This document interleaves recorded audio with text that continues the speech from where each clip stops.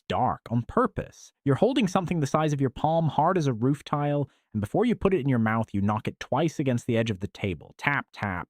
Something moves. You hear it more than feel it. A soft patter of little bodies hitting the wood and scattering into the black. You don't light a candle to check. You learned that the first week. What you can't see, you can swallow. So you bite down. Your jaw works against it like it's stone because it basically is. Flour and water, baked 4 times until it stopped being food and started being furniture. It tastes like dust and salt and something faintly alive. Above you, the boards groan. The whole world tilts 6 degrees and holds. You chew in the dark and you tell yourself this is the good meal. Welcome aboard. This is dinner. Somewhere in the Caribbean, somewhere around 1710, the good part of dinner, and the man chewing furniture in the dark, flinching at the Navy on the horizon. He's a pirate. So here's the question, and it's a better one than it sounds. What did pirates actually eat? Not the cartoon. Not the rum and the roast and the parrot-stealing crackers. The real food. The stuff that kept a ship full of armed, desperate men alive across an ocean with no fridge, no ice, no land for weeks at a stretch. And I'll tell you up front, the answer is so much stranger than you think. It involves a vitamin deficiency that makes old scars rip back open. It involves keeping your dinner alive and breathing in the hold for a month. It involves a word you say all the time without knowing it's a recipe. But the strangest part, by the end of this, you're going to understand why a pirate often ate better than the honest sailor hunting him down.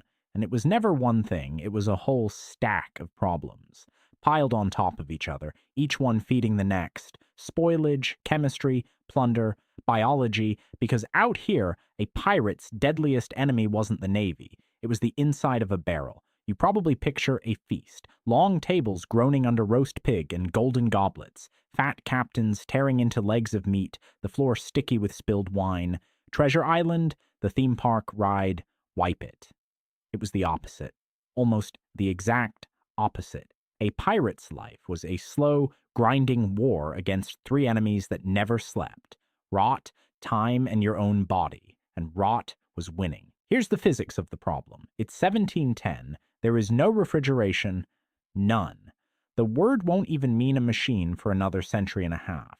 So every single thing you want to eat is, from the moment it comes aboard, beginning to die.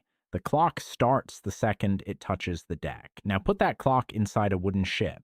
Below the waterline in the hold, it's dark and it's damp, and in the tropics, it sits at 80, 90 degrees day and night for weeks. That's not a pantry, that's an incubator. You couldn't design a better machine for breeding mold and maggots if you tried, and then there's the water. Listen to this, because nobody tells you this part. Fresh water doesn't keep. You fill the casks in port, clean and clear, and within a couple of weeks it goes green. Algae blooms in the dark. It grows a skin. It starts to stink like a swamp. By week 3, you're not drinking water. You're drinking a pond, holding your breath to get it down. That, by the way, is the real reason for all the beer and the watered-down rum. It wasn't a party. It was that the booze didn't turn into soup. Now stretch the distance. A run across the Atlantic could put you 4, 5, 6 weeks from the nearest friendly port, sometimes more. 6 weeks where nothing new comes in, no fresh anything. Whatever you loaded at the start is what you've got, minus what the rot and the rats and the weevils take. And they take a lot. Rats on a ship weren't a nuisance. They were a competing crew, eating your food and gnawing your casks. And on a bad voyage, they'd cost you a real slice of everything you owned. So you stop thinking like a person who eats meals. You start thinking like a man under siege. Every calorie is a soldier you can't replace. Every barrel is a wall between you and starving in the middle of an ocean that runs to the horizon in every direction. And this is the part the cartoon will never tell you. Across the whole age of sail, the thing that killed the most sailors wasn't storms. It wasn't shipwreck. It wasn't cannon fire or cutlasses or walking any plank. It was what was in the barrels and what wasn't. The food was the danger. The food was the body count. A pirate's deadliest enemy wasn't the Navy, it was the inside of a barrel. So let's start with the thing every sailor ate every single day. The floor the whole operation stood on. The food you met in the dark at the very beginning. It's called hardtack, ship's biscuit. And I know biscuit sounds soft and warm and buttery. Forget that completely. This is the opposite of a biscuit. This is a biscuit that's been to war. Here's how you make it. Flour and water. That's it. No fat, no yeast, nothing that can spoil. because fat goes rancid and rot needs moisture, so you strip both out. You mix this sad paste, you bake it, and then you bake it again and again and again, 4 times through the oven until every drop of water is gone and what's left is a pale disc, 3 or 4 inches across, hard as a slate tile, and that's the genius of it. You've made a food that can't really go bad, because there's nothing left in it for rot to eat. Kept dry, hardtack lasted years, 5 years. Some of it sat in naval stores for decades. But here's the catch. And you already know the catch, because you lived it a few minutes ago. Hardtack can't rot, but it can be colonized. Weevils burrow in, maggots move in. The biscuit stays sound while the bugs throw a party inside it, so you knock it on the table first, tap, tap, and you eat in the dark. And you tell yourself the extra crunch is just protein. Honestly, it was. You couldn't bite it cold without losing a tooth. So you'd soak it, drop it in your coffee, crumble it into the stew, let it go soft enough to swallow. This was the staple. The reliable one, the safe meal, a brick full of beetles eaten blind, and that was the good news in the barrel. Now the meat, if you can call it that. You want protein on a ship, and protein is exactly the stuff that rots fastest. Fresh meat in that hot, wet hold? Gone in days. So you do the only thing that works. You kill it on land and you bury it in salt. The technical name is salt curing or brine provisioning, and the science under it is older than anyone on the ship. Salt pulls the water out. Bacteria need moisture to live, same as the maggots, so you take a slab of pork or beef and pack it in so much salt that the meat goes bone dry, and bacteria simply can't survive on it. You've made meat that nothing can eat, including almost you. Because here's what that costs. The meat comes out of the barrel gray, shrunken, and so salty it's basically inedible straight. You can't just cook it. First you have to soak it, drag it behind the ship in a net, or sit it in a bucket of seawater for a full day. Sometimes longer, just to leach enough salt back out that your mouth can stand it. And what you pull out is a mystery, a hard, fibrous, colorless lump that's been in brine for a year, maybe 2, maybe more. The sailors had a name for the beef. They called it salt horse, because half the time you genuinely could not tell what animal you were chewing, and the dark joke was that sometimes it was a horse. There were crews that held mock funerals for it, saying grace over a chunk of meat older than the voyage. So that's your dinner. A brick full of beetles and a fistful of gray meat you had to rescue from its own preservation. The thing keeping you alive was slowly turning your insides to leather. The barrel gives and the barrel takes, but the brick and the salt horse, those you can see, those you can fight. Now here's the thing, none of them could see coming. The killer that was already inside the men, not the barrel. Look at that diet again. Biscuit, salt meat, dried peas, beer. Notice what's missing. Anything fresh, anything green. Not a leaf, not a fruit, for weeks on end. And watch what that does. There's a thing your body needs called vitamin C, ascorbic acid, and your body, unlike almost every other animal, can't make its own. You have to eat it. And the only job it really has is the glue. Vitamin C is what lets you build collagen, and collagen is the stuff that holds your body together.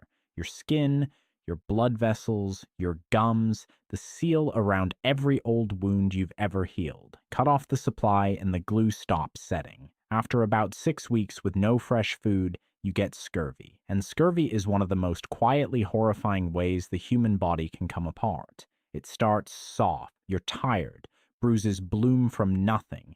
Then your gums swell up purple and spongy and start to rot in your mouth, and your teeth go loose in their sockets and fall out. Your breath turns foul, and then comes the detail I can't stop thinking about. Old wounds, scars from years ago, fully healed, forgotten, they split. Open. Back. Up.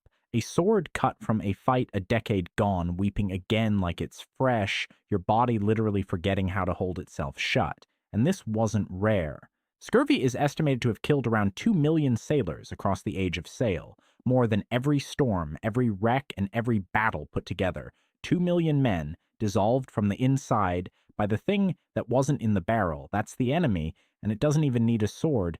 So how do you beat a barrel? Here's the trick the pirates of the Caribbean worked out, and it's beautifully simple. You don't put your food in a barrel at all. Go back to the beginning of these men before they ever flew a black flag. On the island of Hispaniola, there were rough hunters living wild, killing the feral cattle and pigs that roamed the place, and they preserved that meat with a local method. Long strips laid over a wooden frame above a slow, smoky fire, dried for hours into something like jerky that would keep for months without a single grain of salt. The frame and the method had a name in the local Arawak tongue, the Buchan, and the men who lived by it became known as the Bucanier. Say that out loud. Bucanier, buccaneers. The word we use for pirates is, at its root, a recipe for smoked meat. These weren't sea robbers who learned to cook. They were cooks, meat smokers, hunters, who drifted out to sea and learned to rob. But smoking takes land. Out on the open water, they found something even better. The ultimate answer to rot. You keep the food alive. The green sea turtle. The Caribbean was thick with them, and a big one ran 150 pounds or more of fresh meat. You'd catch them, flip them onto their backs in the hold, and this is the grim genius of it. A turtle on its back can't right itself, and it can live for weeks like that with no food and no water, stacked in rows below deck, alive, waiting. You hadn't packed a barrel. You'd built a refrigerator that breathes. Fresh meat, on demand, in the middle of the ocean, with the vitamin C still in it. The only way to win against the barrel was to never let the barrel start, and this is where the whole cartoon falls apart in your hands. Ask yourself what a pirate was actually after. You're going to say gold, treasure, the chest, the doubloons, the X on the map, and sure, that was the dream. But go and read what they actually took, the real records line by line of what got hold off captured ships. And the treasure is almost never the headline. You know what is? Food. The reason is pure economics. Call it the plunder ledger. A pirate ship didn't grow anything and didn't farm anything. It ate by stealing, and the most valuable thing in the world to a hungry crew isn't metal. It's a hold full of fresh provisions someone else paid to load. The logs are full of it. Seized cheeses, barrels of sugar, live chickens and pigs and goats, sacks of flour, casks of wine, brandy, rum. Booze topped the list every time, and lime juice, citrus, the exact thing that stops a man dissolving from the inside. You want the proof it was about the pantry? Blackbeard, in 1718, he blockaded the entire harbor of Charleston, South Carolina, held a major city hostage, stopped the ships, took prisoners. His ransom demand, not a mountain of gold, a chest of medicine. So run the numbers on this man's table. He robs fresh.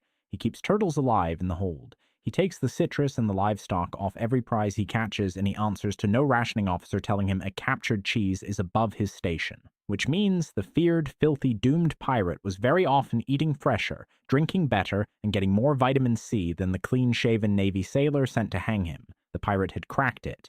He'd stopped feeding the barrel, he'd started robbing it, so now stack it all up. Stand back and look at the whole machine at once. Here's what life looked like on an honest ship. A Navy vessel, a merchant trader. You ate the brick, you gnawed the salt horse, you watched your gums turn black on week 6 while the scurvy took your teeth, and the whole time the captain and his officers sat behind a cabin door eating the fresh stores, the soft bread, the good meat, the wine, while you, the man hauling the ropes, got the maggots and the green water. Same ship, 2 different worlds, and if you complained they could flog you or hang you. Now put every factor we've built side by side and watch them cross the line together. The starvation, the rot, the scurvy eating you from the inside, the officers feasting while you dissolved. Pile it high enough and it stops being a list of hardships. It becomes a reason, because that is what turned ordinary sailors into pirates, not the gold, the plate. They mutinied for lunch, and the second they did, the first thing they wrote down wasn't where to find treasure. It was the rules of the ship, the articles, and those articles guaranteed the food, every man an equal share. A vote on the provisions. No captain eating fresh behind a locked door while the crew chewed weevils. The same meal, top to bottom. There it is. The flip.